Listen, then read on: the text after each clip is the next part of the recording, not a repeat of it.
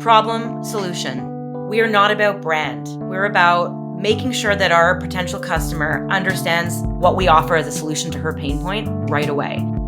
It takes a long time to build a brand. There's a lot of sexy stories out there that the media loves, overnight successes, but the reality is most businesses take a decade plus to hit their tipping point. We're leaning heavily into content from creators, founder content, which always resonates. I was met with that sort of resistance, even from a lot of my male manufacturing partners who were like, are women going to buy long leg underwear? And I just kept saying, yeah, they are. They are. And over 2 million pairs sold, they are.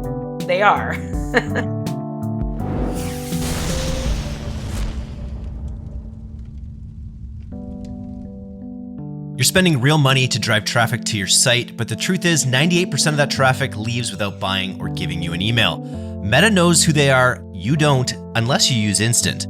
Instant helps brands identify anonymous visitors so you can send more abandonment emails, build stronger retargeting audiences, and actually recover that lost revenue.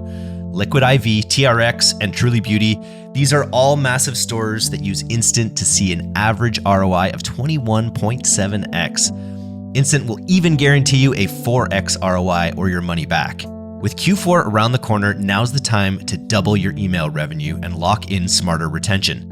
Instant only takes minutes to set up and you'll start seeing results in just hours. Want to see it in action? Sign up by August 1st to get your first month free at instant.one/DTC. That's instant.one/DTC. Marnie, welcome to the DTC Podcast. Great to see you again after our Ecom North retreat that we did up at Whistler in late 2024. How are you doing today?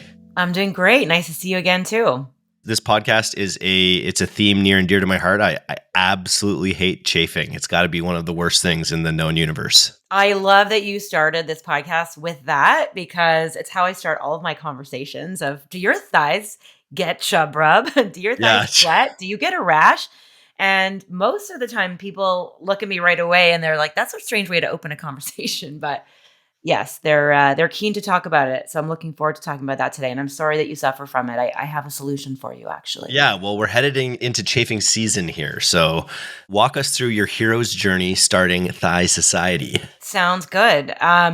I'll try to condense 15 years into a 1 or 2 minute story so your listeners don't get bored. And yes, that's right, 15 years. So it was 2008. I was working in a government job, my second career by that point in my life, actually, and was working at downtown Toronto, for your listeners that know Bay and Wellesley. And it was one of the first warm days of summer. And I had thrown on a dress, like I love wearing dresses. And that morning, didn't think twice, threw on my dress and went to work. But when I went for a walk at lunch, because the weather was warm, I suddenly felt my bare legs rubbing together and that all too familiar burning sensation between my thighs. And I thought, oh crap, I forgot to put on my trusty black Nike bike shorts that I hadn't put on truthfully since the summer before because, the weather wasn't conducive to going bare-legged. I hadn't traveled anywhere warm. And so I thought, shoot, what am I going to do? I can't continue this walk. So I actually raced to the nearest Shoppers Drug Mart pharmacy, grabbed some baby powder, which was my best solution at the time, waddled back to my office like a duck, and ran to the bathroom to throw baby powder on my legs, which made a huge mess for anyone who's been there, done that. Got everywhere. And I literally shook my fists in the air and thought, there has to be a better way. So I really spent the next 2 months of my summer researching, looking for long leg underwear for women. That's all I wanted. I didn't want to start a business. I literally just wanted a pair of underwear that was lightweight, seamless, breathable, cooling, and invisible under my clothes. And I wanted something that wasn't shapewear because at that time, the only long leg underwear option for women was shapewear. And so I started canvassing friends over the summer, and literally anybody I met at friends' parties, out and about, I would just talk to people and ask, are your thighs rubbing? Do you have a solution? And honestly, most people would show me their skirts and show me shapewear and curse the fact that they had to squeeze into tight, hot, not breathable shapewear. Some women had been cutting their pantyhose or cutting leggings. And then One day I actually went to the Bay, which one day we'll look back and remember fondly the Bay because The they're in Bay, yeah. dire straits right now. Yep. But I took myself to the big flagship location at Queen Street West, and I went to the men's underwear section because women, like I said, women's long underwear wasn't a thing. I mean, if you wanted quote unquote boy shorts, you could find those at Victoria's Secret or any lingerie shop, but those were never long enough to cover the area of my thighs that needed the fabric coverage and the protection.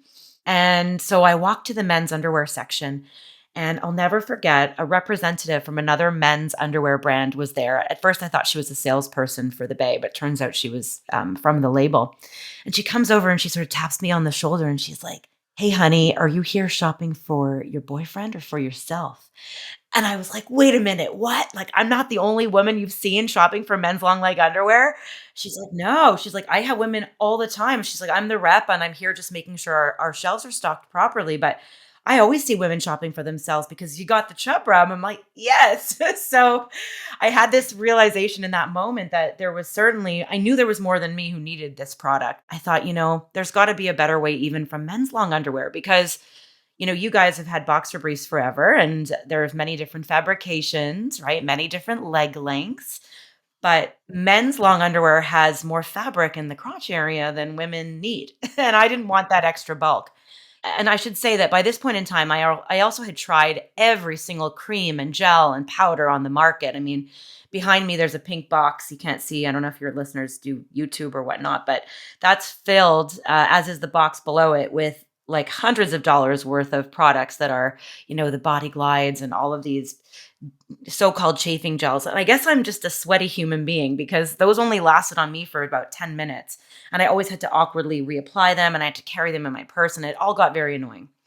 Long story short is, pun intended, I guess, after 2 months of research and being frustrated with walking into a lot of small brick and mortar, lingerie shops looking for this product that wasn't very complicated, but that I couldn't find anywhere, a non-shapewear, long underwear solution for women. I decided that I had to invent it myself.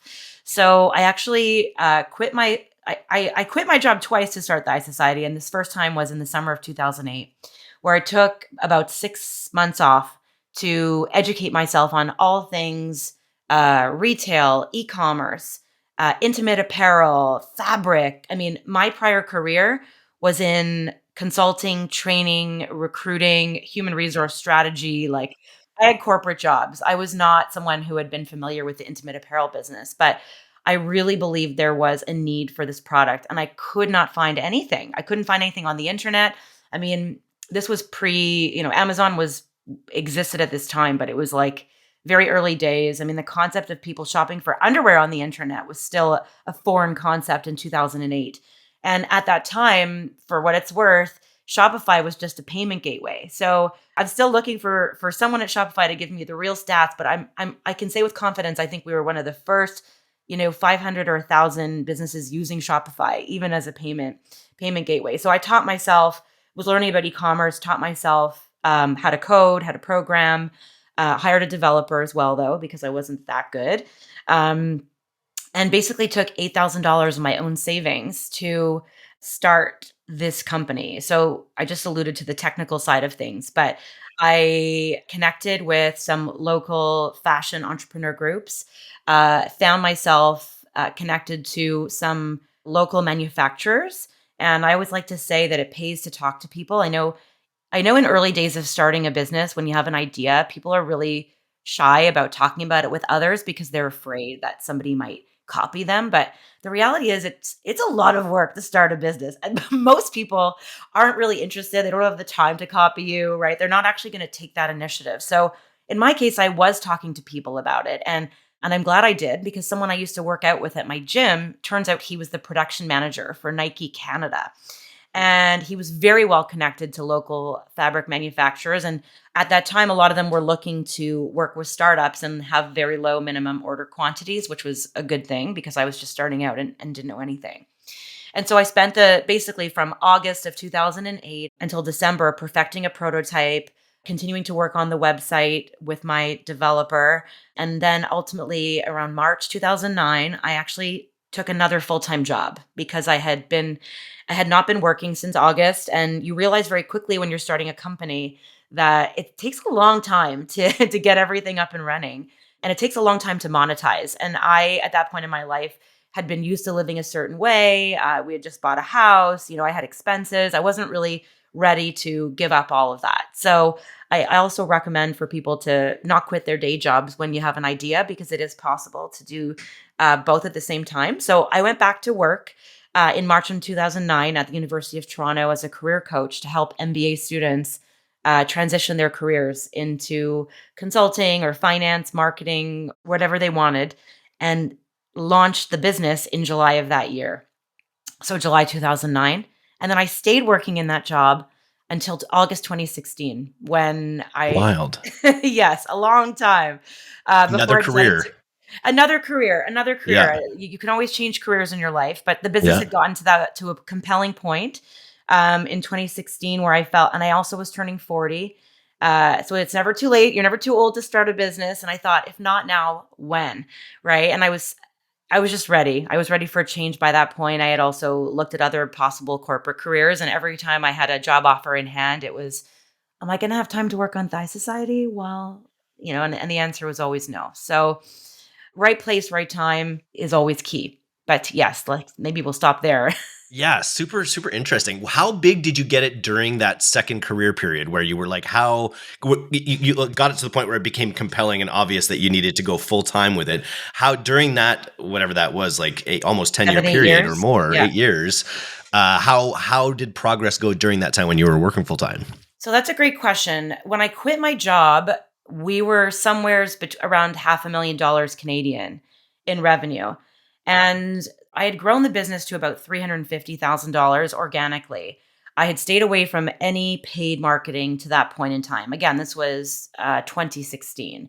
So the way I had grown the business till that point was very organically by literally sending product to bloggers. Like influencer wasn't even a term back then. And then I was introduced to someone who was familiar with Facebook ads and was able to see, the power of Meta, which is now known as Meta, but the power of putting a bit of money into marketing spend.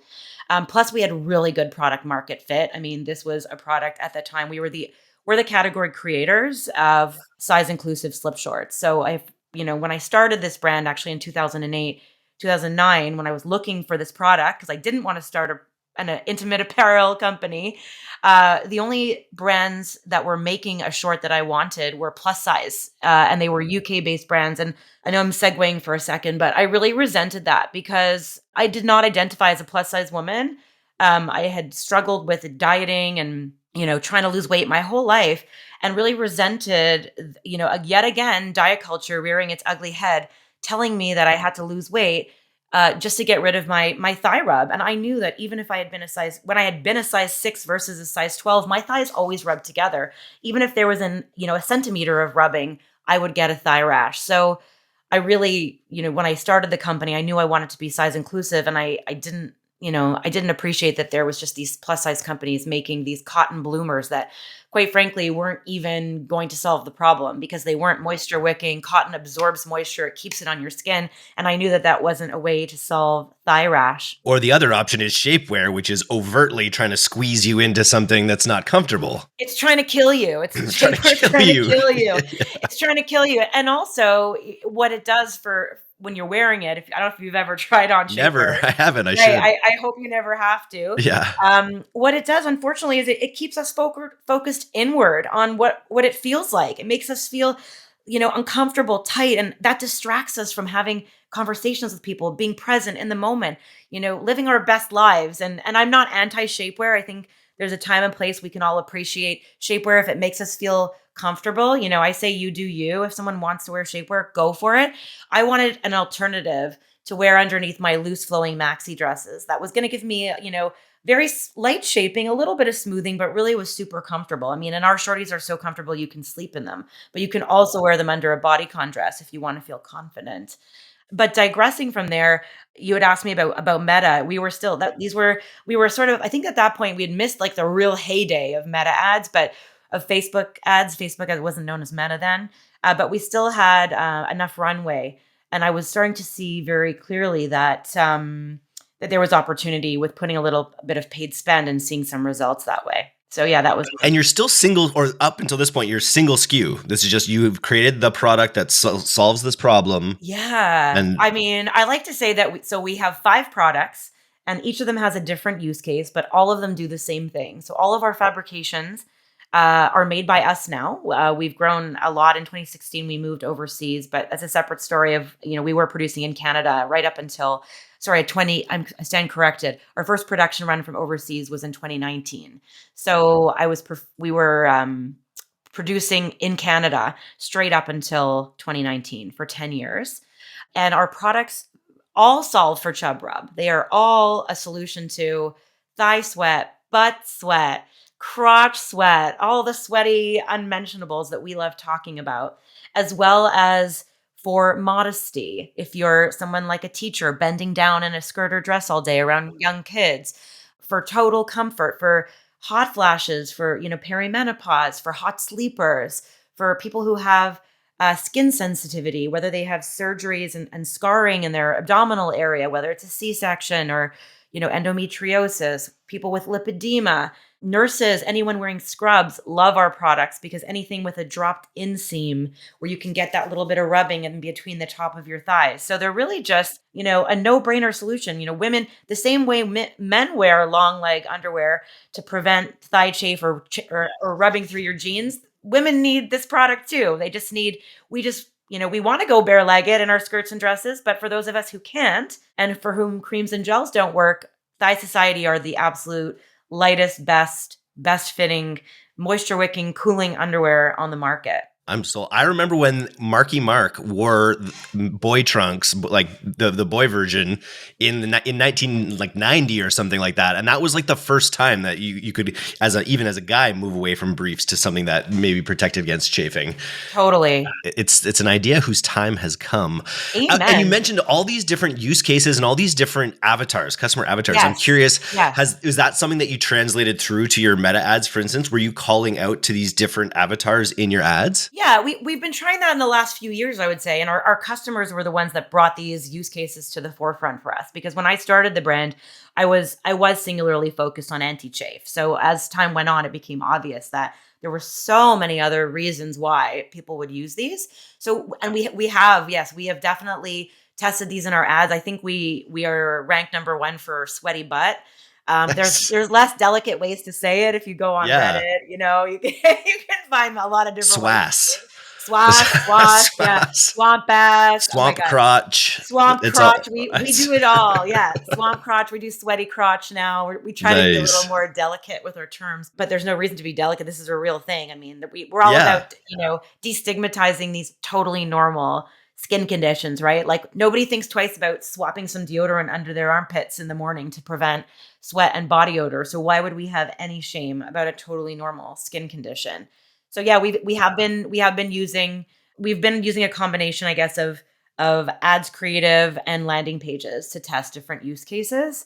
But you know what? Our homepage consistently outperforms any of those so far. So we've got super interesting. Yeah, I think it's interesting because the woman coming to our site, or the man, or the non-binary person coming to our site looking for a solution to this, is sort of deciding to choose a product based on the level of sheerness that they're comfortable with.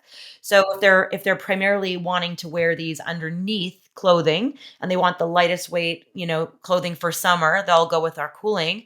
And at the other end of the spectrum, we have our original and cargo shorties, which offer all of the same features of a bike short, but they're lighter than a bike short, and you don't have to wear underwear with them, which is a big deal because for most of my girlies out there that wear bike shorts like I used to underneath skirts and dresses, I was already pissed that I had to wear the shorts as a layer. I had to also wear underwear with them. So these eliminate the need for the multiple layering, and they're still super lightweight, and they'll cool you down, and they're wicking, and they're seamless, and they're breathable, and they're, all the things you ever wanted in a base layer. It's super interesting because it's like it's a product. It's a new product. It's a new category of product. It is. But at the same time, it doesn't require that much education compared to maybe some other products because people sort of intuitively get it. Yes, people do intuitively get it if they know what chub rub is or if they know what Yeah. thigh chafe is.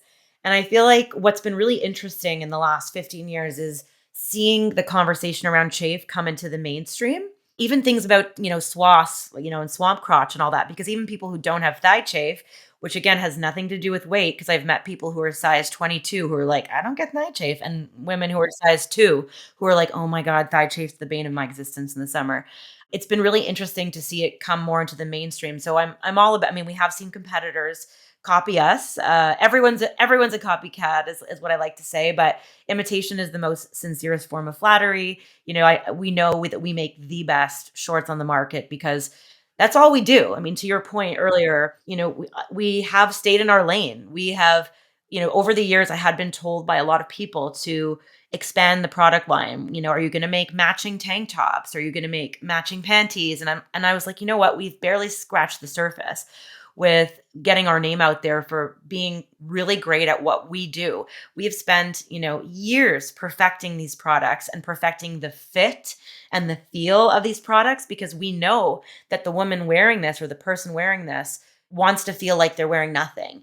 And so we want to be really good at what we do, and we want to be a household name for anti-chafe slip shorts for women. And that's, that's what's led us here today. Sure, we have, it's a lot of opportunity for product extensions and expansion, but it was always my goal that we, be known for what we do best. And so what's working at top of funnel the best right now? Is it still Meta?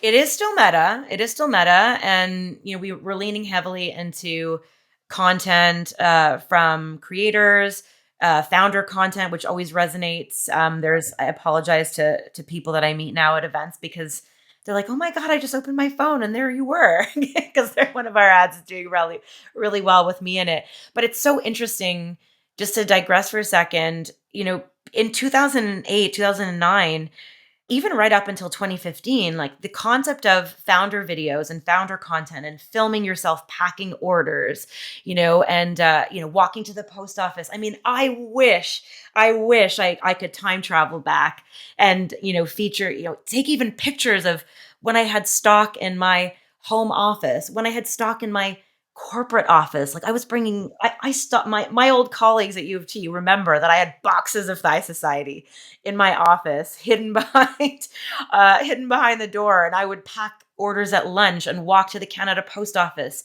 here on Spadina and ship things.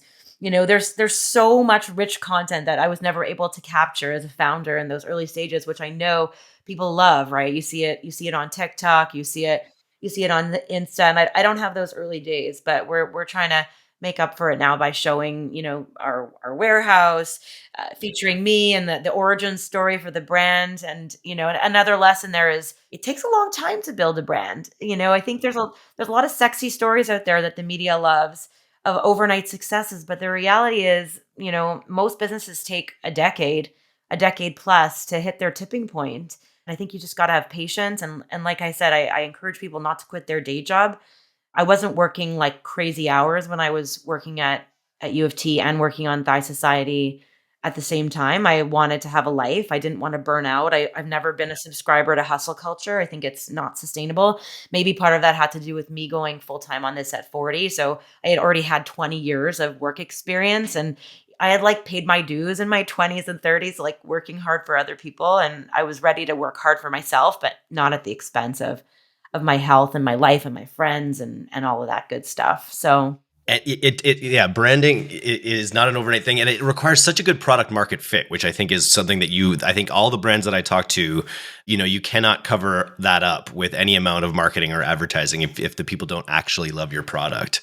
What do you find with people buying more than one pair? Do you have a really good returning customer rate? We do. I think we have a great returning customer rate, and we find that she returns. She may return only, once in a season, but she'll come back year over year to refresh her underwear drawer and buy new colors. And, the more we introduce these different use cases for the product that may not always be obvious to a certain customer, depending on where she's at in the journey, the more she comes back. So we'll see customers coming back or telling us things like, I'm buying these for my sister, I'm buying these for my mother, or I've told my friend about these, or I didn't realize you can wear these. Someone messaged us the other day saying, these are great under motorcycle gear. These are great for Oh, yeah. horseback riding. Totally. So people will have a pair or two in their, well, many women have more than one or two pairs. The cool thing is when we hear from people who say, I have 7 pairs, one for every day of the week, because I cycle through these all week long, whether I'm wearing a skirt or dress, whether I'm wearing a white linen pant and I need some coverage underneath, whether I'm riding my bike to work and I need a little bit more coverage, hot sleepers, like I mentioned earlier. So it's, for the person that comes in and buys it for one use case right off the bat, she's coming back to buy more for other use cases. So she doesn't have to do laundry every day. Do you have a referral program? I feel like it's a product that people could be really passionate about with their close friends. They are very passionate with their close friends. And you know what? It's funny you mentioned that. We don't have a referral program.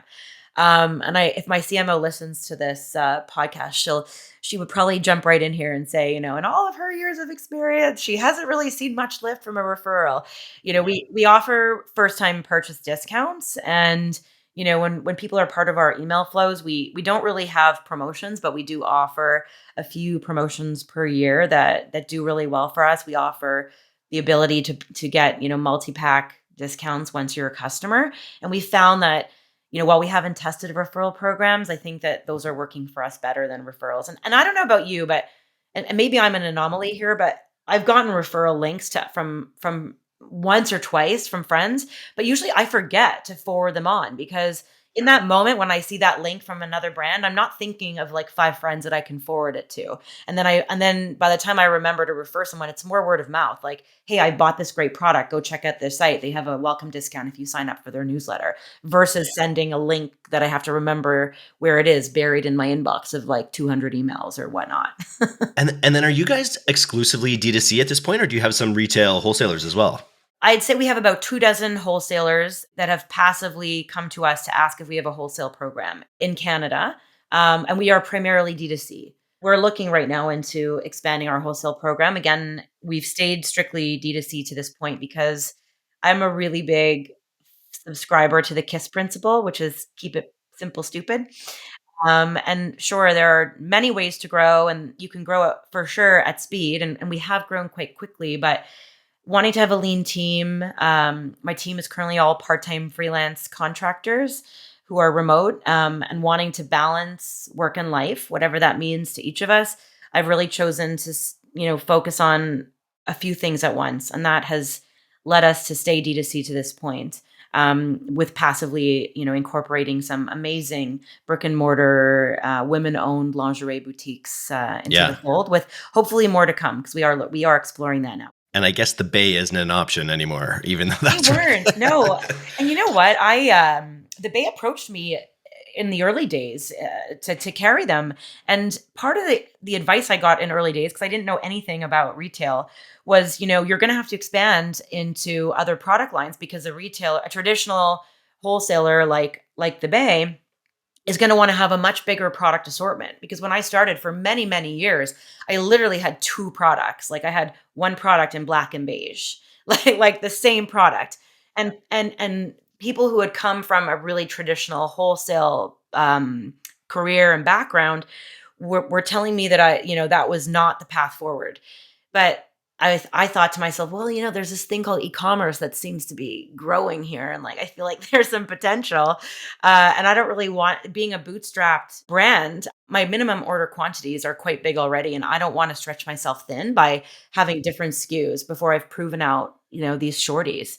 So the Bay was very interested at one point, but I didn't want to hire, like, there were so many things that were needed, like a point of sale display, and then different packaging requirements, and then the payment terms were all over the map. And I thought, you know what, this is just too complicated right now. How can I focus?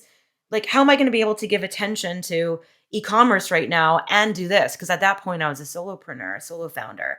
And even as time went on, as I started to see e-commerce being, obviously flashback to that from then to now, I'm really glad that I didn't go the wholesale route at that point in time.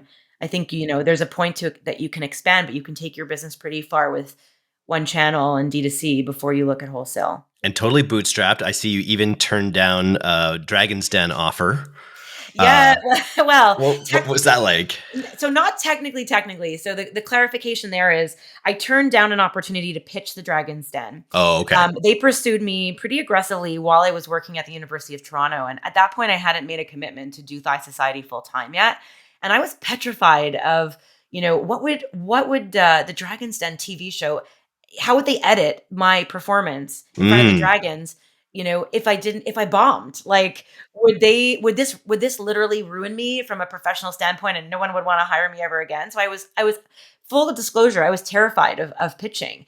And because I wasn't convinced yet that I really wanted to do Thigh Society full time, the risk reward for me was like, okay, I'm not going to pitch them.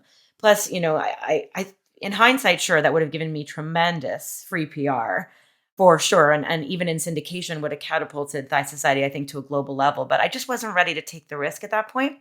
And the second time I was, adjacent to the Dragon's Den is Arlene Dickinson came to actually be on a mini panel for some MBAs, and I snuck into the session because I was a staff at the university. And, I raised my hand and talked about my product and sort of pitched it to the judges, the women panelists. And at the time she said, I don't think this is really going to go anywhere. Like, who's going to forego shapewear for these long leg underwear? And I thought, well, actually, Arlene, I respectfully disagree with you, but you know what? That's okay. Like, this doesn't have to be a mega business. Even if this ends up being like a really small business that affords me some travel upgrades and, allows me to do a little bathroom renovation. Like, I had a really small mindset at that time. And so I sort of took what she said and was like, all right, this is going to be a cottage business. This is going to be a really small company that maybe it'll just be me working for it. And maybe I'll afford to buy myself a designer bag. Like, I was, again, really the mindset then was like, I was believing that. And thankfully I had other mentors that I met shortly after, and another woman at that same session who thought, I disagree here. I think you have a bigger idea. And sure enough, I do. And I was met with that sort of resistance throughout the building of Thigh Society, even from a lot of my male manufacturing partners who were like, who's going to buy these? Are women going to buy long leg underwear? And I just kept saying, yeah, they are. They are. And sure enough, over 2 million pairs sold, they are. I was going to ask, like, what can you use to qualify how big you've been able to get? 2 million pairs sold is a 2 pretty million big pairs number. sold. Yep. And Unbelievable. hundreds of thousands of customers. Yeah. And many more, because the minute women find out about our product, they're just like, okay, I'm sold. And they understand right away.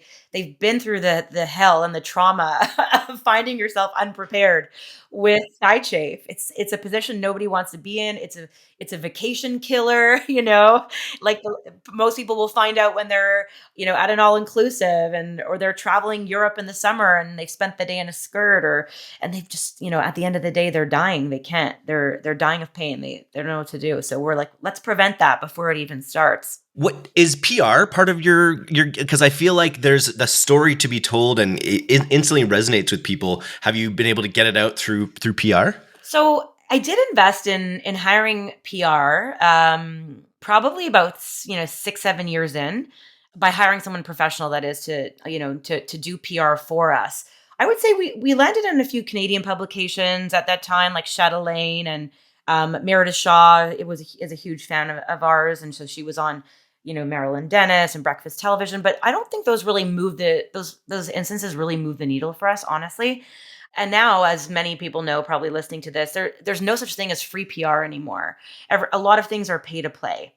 And so we expanded our affiliate program in the US. But I will say this, we have a saying at Thigh Society, which is everything starts with an ad. And what do I mean by that? If you can get and scale your meta ads, you have to remember that the editors of big time magazines, TV shows, publications, they're social media users like you and I. They're scrolling on their phone.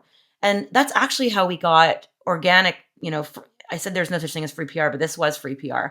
We got organic placement on the Today Show in the US twice because the producers had seen and heard of our product. And New York Times Wirecutter, organic, she had seen our ads and bought our product and went and tested it and then ranked us as her favorite thigh chafe short. Oprah Daily, same thing. So for us, it's a long-winded answer to your question, but being out there in ads has resulted in PR for us in a way, more so than traditional PR has ever done, and affiliates, which is paid essentially like a version of paid PR, has worked really well for us in the US. To dive into just Meta a little bit more specifically, can you think of, like, I'm sure you've had lots of angles and lots of ads over the years that have been your big winners, but can you think of maybe your most successful ad or a recent successful ad and the angle and positioning that you took on it? Yeah, there's so many. But TLDR, problem, solution. We're direct response marketers.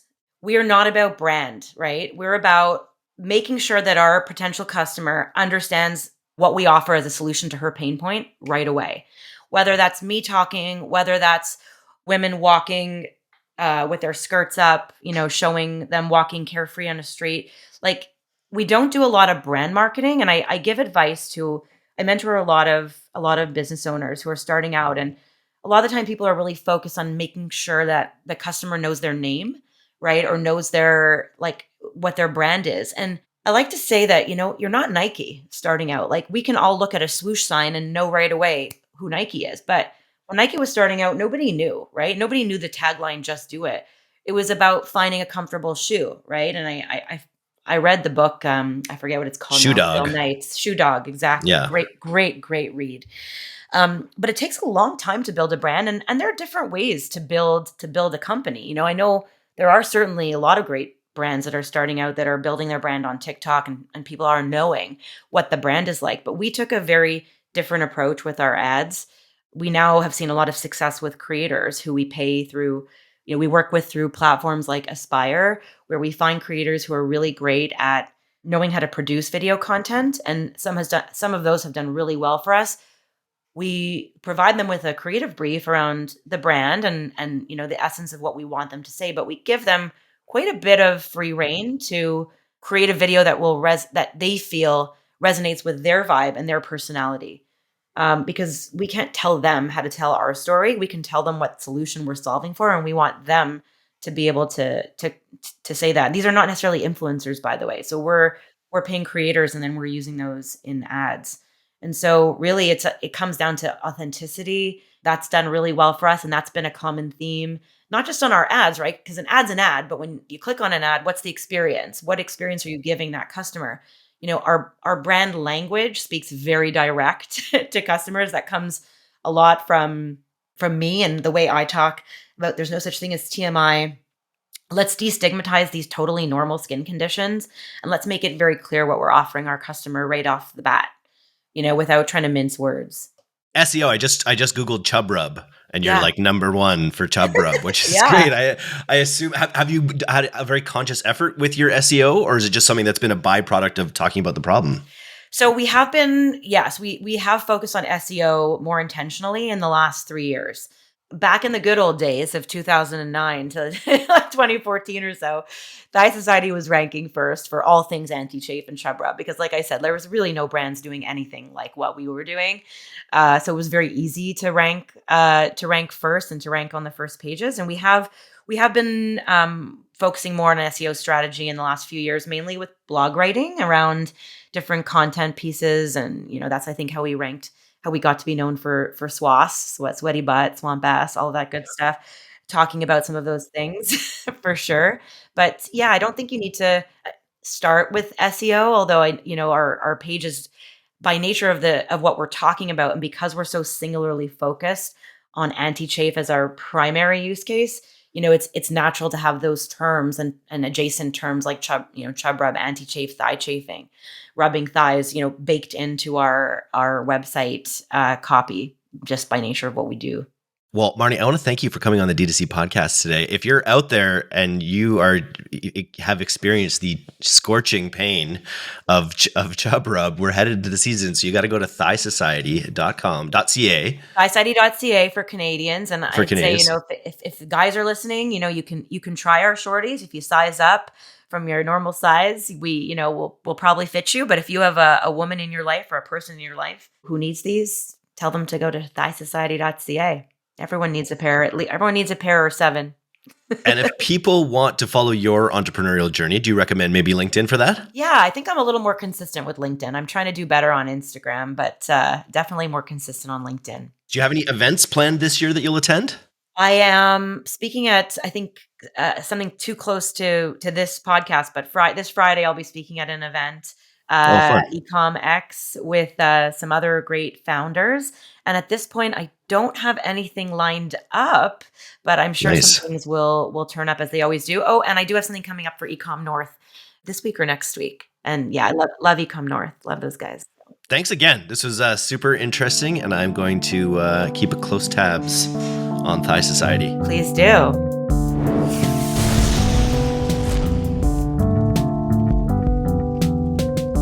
Thanks so much for listening to today's episode. If you're not a subscriber to our newsletter, you can do that right now at directtoconsumer.co. I'm Eric Dick, and this has been the D2C Podcast. We'll see you next time.